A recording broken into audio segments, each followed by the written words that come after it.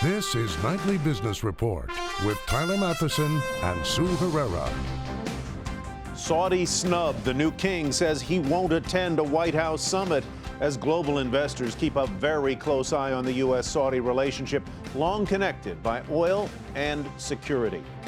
Bold prediction why OPEC says we could be in for a decade of cheap oil. And record breaker, will an art auction make history tonight? All that and more this evening on Nightly Business Report for Monday, May 11th. Good evening, everyone, and welcome. I'm Tyler Matheson. Sue Herrera is on assignment tonight. Stocks fell after Friday's big rally as bond yields rose. More on that in just a moment. But we begin tonight with hotspots all across the globe. Investors are closely watching developments out of Riyadh, Athens, and Beijing. Three separate stories, all of which could affect the direction of stocks and bonds over the months to come, both here and overseas, and by extension, the value of your portfolio. In Saudi Arabia, the king has said he will not attend President Obama's summit of Gulf Arab states at Camp David later this week. This is yet another sign that the alliance between the two countries faces new strains, and it's a relationship bound not just by politics, but also by economics. Hadley Gamble has more now from London. With the deadline for a nuclear agreement with Tehran just weeks away, President Obama's bid to bring Gulf Arab allies on board is floundering. Saudi Arabia's King Salman was the first, but not the last, Gulf Arab monarch to decline a White House invite this week for a regional security summit. Dubbed the Saudi snub, U.S. officials were quick to push back. So I know that there have been some speculation that this change in travel plans was an attempt to send a message to the United States. If so, that message was not received. Nothing could be further from the truth that there was some snub. Billed as an opportunity for Arab leaders to air their concerns about the P5+1 talks with Tehran, the Obama administration had planned to sweeten the deal for the Saudis and their allies with promises of more weapons and military cooperation, but stopping short of what Arab leaders were hoping for. This has been a slow-moving train wreck over several years. The president is trying to reassure these Gulf states that if we do reach a deal with Iran, we still have their back from a security standpoint. This is a very difficult assurance to provide since we have not delivered very much on other assurances we provided in the past. And so I think our credibility is really at stake here. The move comes just days after U.S. Secretary of State John Kerry's latest trip to the kingdom and what U.S. diplomats described as tough negotiations over the Saudi-led coalition's activities in Yemen. With no long-term or binding security commitment from the U.S. on the table, the Saudis and their allies are worried, and they say the Washington summit is not offering anything new. And while both sides deny that there's any rift in the relationship, there's no getting around that there's a disconnect between what Gulf Arab allies want and what the U.S. is willing to give. Now, despite that disconnect, the fact remains that the United States just can't afford another failed state, which could become a breeding ground for terrorists. And at the same time, as a U.S. diplomat told me, they're still committed to securing global shipping lanes. And that means that Gulf oil exports will continue to flow. For Nightly Business Report, I'm Hadley Gamble in London. Well, as Hadley just reported, the administration made it clear it does not consider the missed meeting a snub by the Saudi king. John Harwood has been watching the developments from Washington. John, good evening. How important is the relationship between the two countries, both politically and economically, and is it cooling?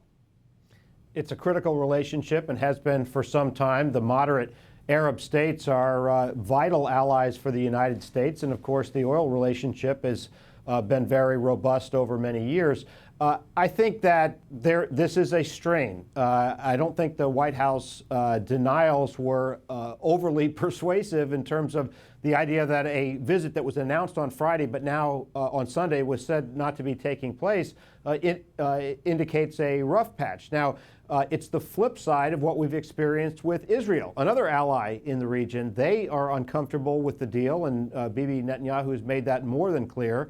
That we are trying to reach with Iran, and the Sunni Arab states like Saudi Arabia look at Shia Iran and worry about a rapprochement with the United States and say, hey, what does that mean for us?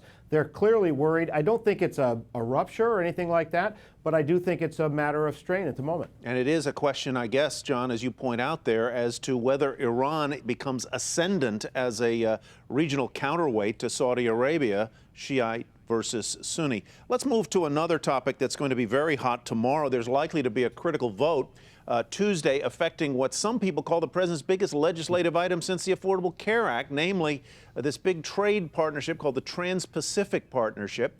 This time, John, the president's foes on this, or many of them, are in his own party. What's happening and what's likely to happen?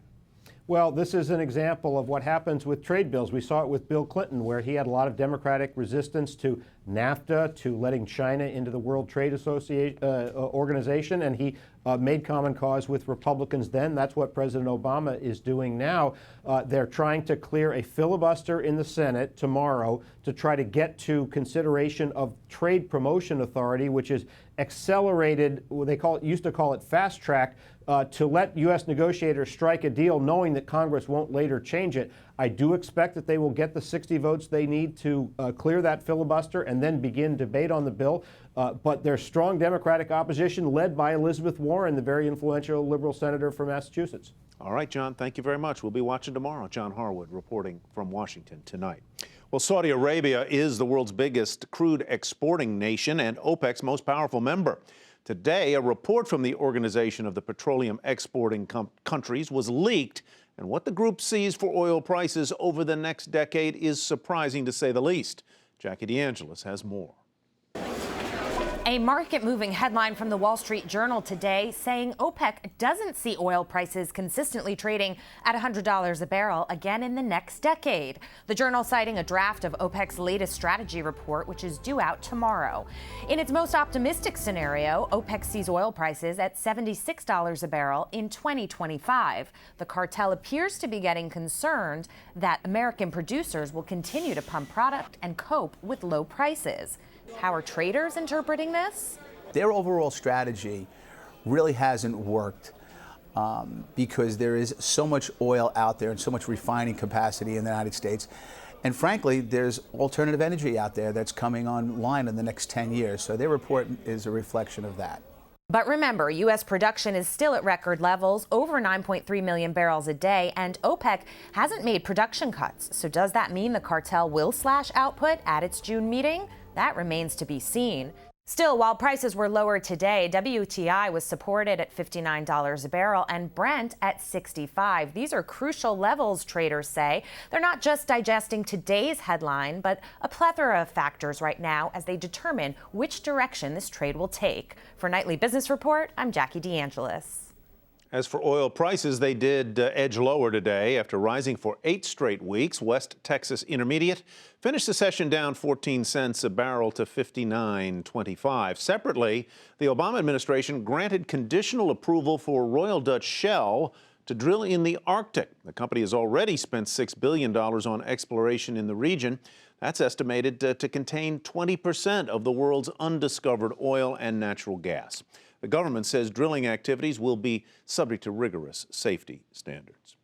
Well, China has overtaken the United States as the world's biggest buyer of crude oil. Purchases by that country are expected to remain strong despite a slowing economy.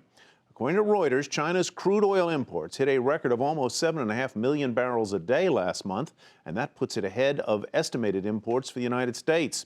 China is already the #1 purchaser of other commodities like coal and iron ore. Meanwhile, China's central bank made another big move overnight as that country tries to ratchet up support for its slowing economy, and its stimulus efforts aren't expected to end there. Eunice Yoon has more for us from Beijing.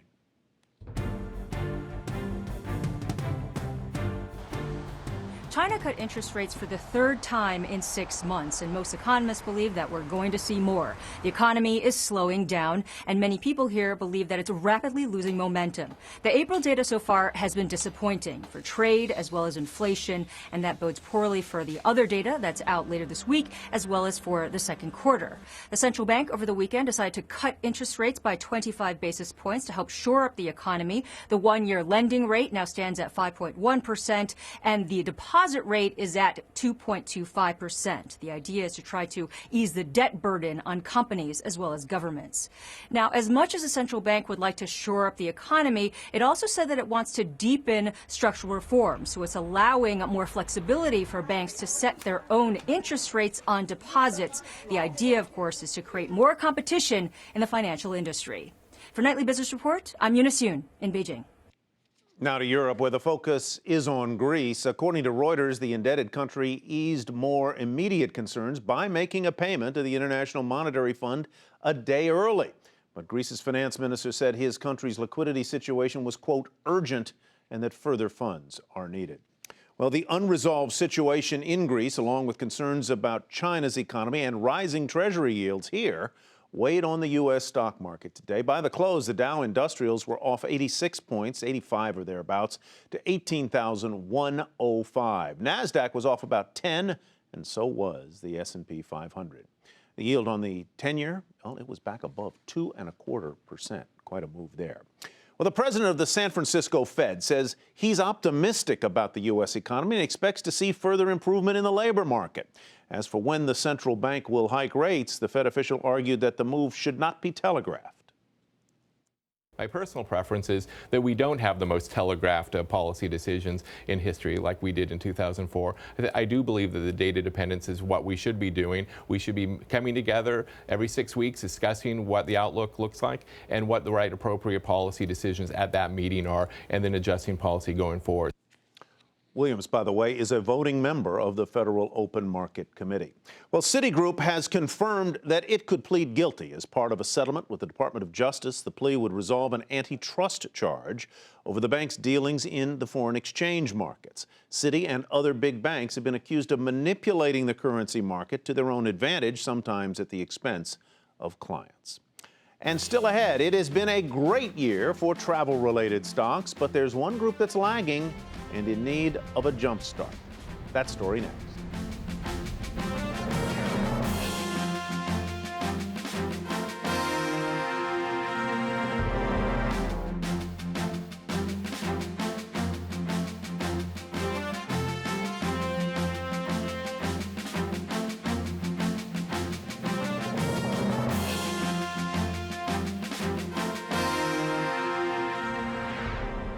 Uber could be worth $50 billion. You heard me right, $50 billion. The ride-hailing company is reportedly in discussions to raise roughly $1.5 billion in financing. According to the Wall Street Journal, that would value the company at $50 billion or higher, possibly making it the most valuable venture-backed startup of all time. Well, as Uber disrupts the taxi business, it's also creating a headache for car rental companies that are reeling from a host of other issues as well. Companies like Avis and Hertz are both down more than 15% this year. And as more Americans start making vacation plans, this summer could put the entire car rental industry to the test. Phil LeBeau has more. Plan on renting a car this summer? Be prepared for a hit or miss experience. The last time I rented a car wasn't in this area, was in Las Vegas, and the service was not good. It's not perfect. Few airports are tougher than others. Rental car companies are trying to reinvent themselves while getting more profits per vehicle. But here's the problem. Just as travelers want to move through airports faster, they also want to spend less time picking up and dropping off rental cars. But less time at the rental car counter makes it tougher for these companies to generate bigger profits. They want to sell you, they want the insurance, they want the you to come out with a bigger car. They'd like you to get the prepaid gas. Hertz, Avis, and Enterprise dominate an industry that consolidated over the last decade, much like airlines. But unlike airlines, which now limit seats and charge customers more, rental car companies struggle with too many vehicles, spending too many days each month not being rented. Meanwhile, rideshare apps like Uber are cutting into one-day rentals. And increasingly, technology is changing the way people travel, a challenge for rental car companies. They probably have 10 years or so of rolling out technology, maybe 5 years, to make the experience better. If the rental car companies are able to transform their businesses, much as the airlines have, then perhaps the industry could be in for a long, successful run. And that could change the experience for many who are renting a car. Phil LeBeau, Nightly Business Report, Chicago. Car rental companies are, of course, not the only ones trying to transform their business. The U.S. Postal Service is doing the same. The independent agency recently reported a net loss of $1.5 billion during the first 3 months of the year, and it has a multi-billion-dollar plan now to get back on track. Morgan Brennan reports.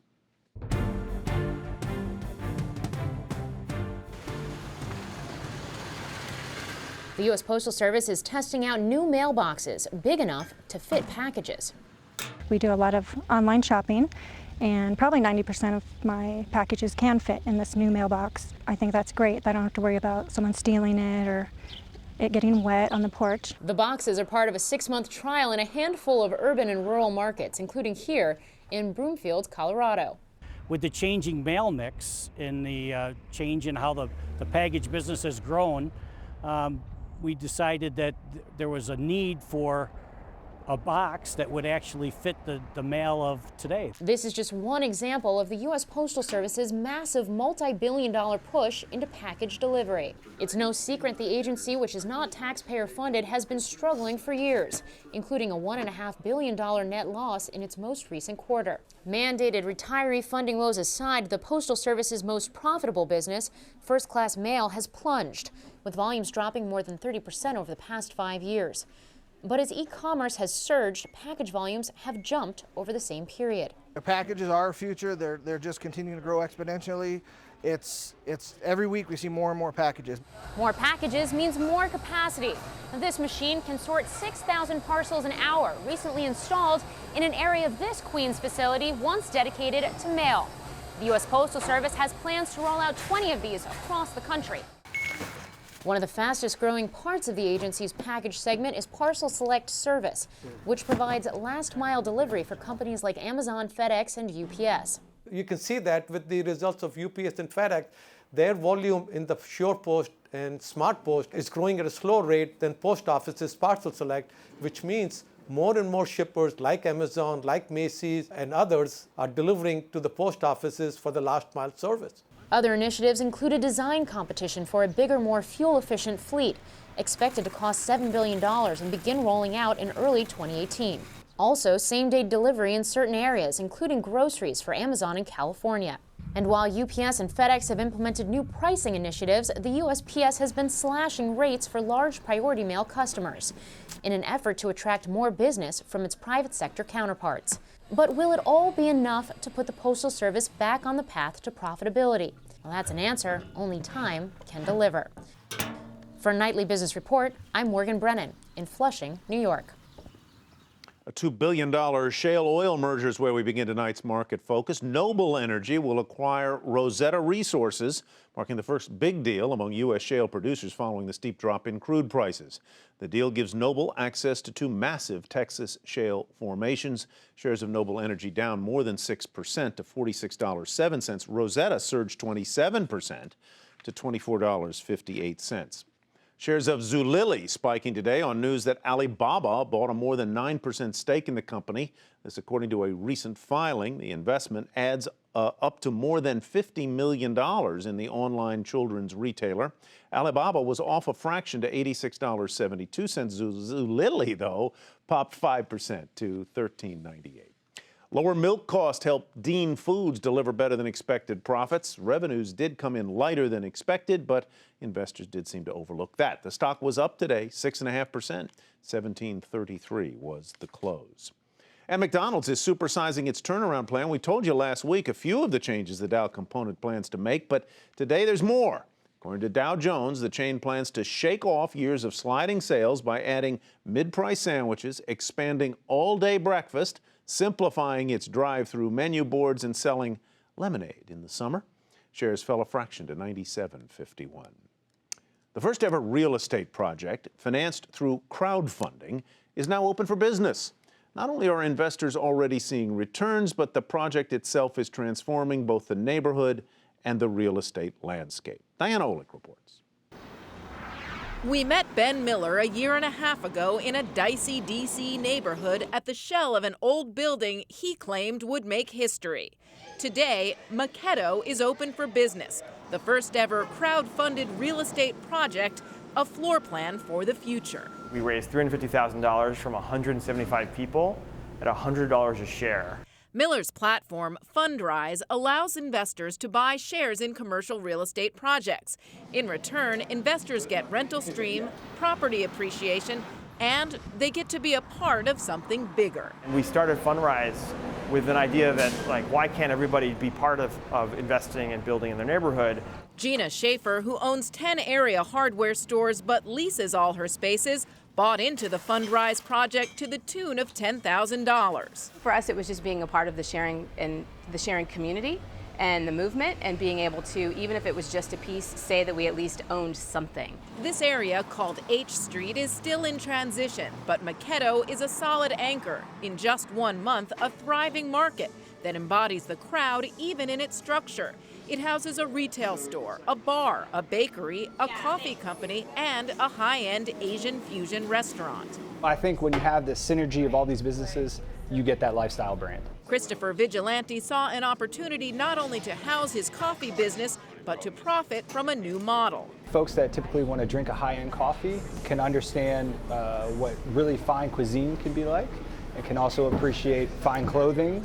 The vendors here literally feed off each other, with retail pulling patrons in for their morning coffee and then keeping them here right up through dinner and after hours at the bar. Its shared space, from floor plan to financing, is attractive to the social generation, and now crowdfunding is ever more attractive to investors. We did probably $150 million of real estate in the last month, and we are doing a project a week. So we find and underwrite and fund a project a week. So it blew our mind. Miller estimates the value of this property alone is up 50 to 100%, and Maquetto has outperformed all projections. He calls its cash flow just a bonus compared to the contribution it's making to both the community and the concept of real estate crowdfunding. For Nightly Business Report, I'm Diana Olick in Washington. To read more about how crowdfunding real estate is paying off, head to our website, nbr.com. Coming up, the Picasso painting up for auction that's expected to break records.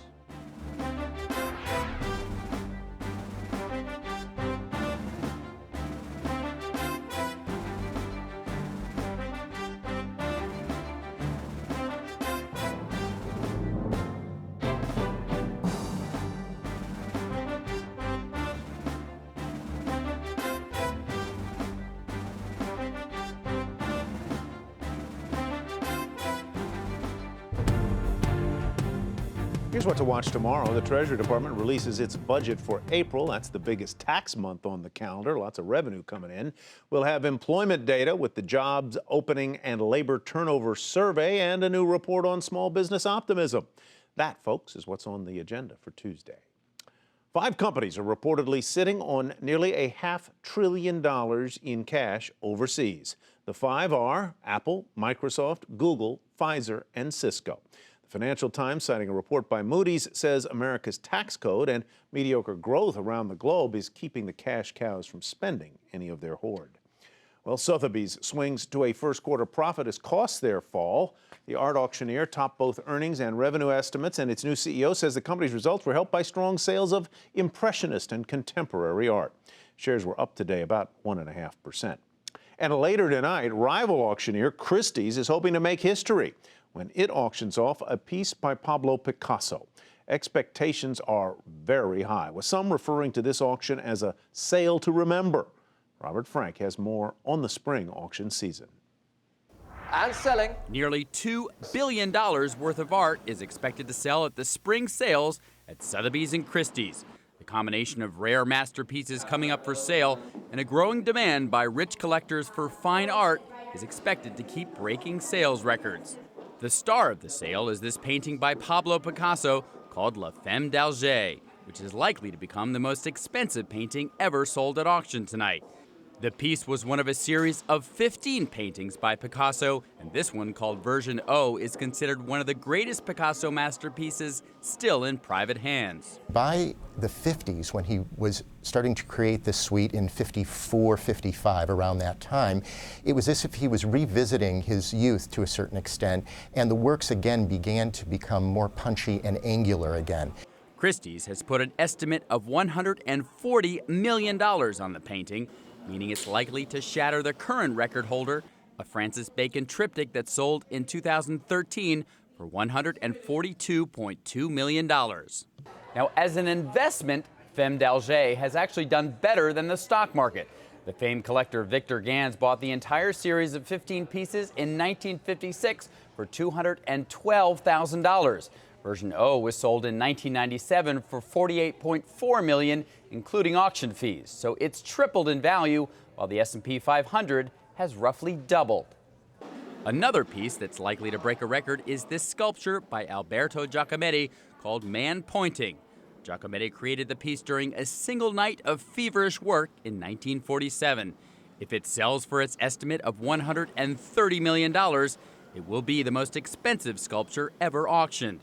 Whether Man Pointing points to a bubble in the art market or continued rising prices will depend largely on financial markets. I think it would be impossible to do anything but look at these sales and say, we certainly have a very frothy market at the time. There's a tremendous amount of excess capital out there that's bottlenecked in the hands of a relatively small amount of people, and they're going to have to find someplace to put those assets. And more of those assets are hanging on investors' walls. For Nightly Business Report, I'm Robert Frank. Hold the bacon, Francis. Give me the Picasso. That's it for Nightly Business Report for this evening. I'm Tyler Mathis, and thanks for watching, everybody. Have a great evening. We'll see you back here tomorrow night.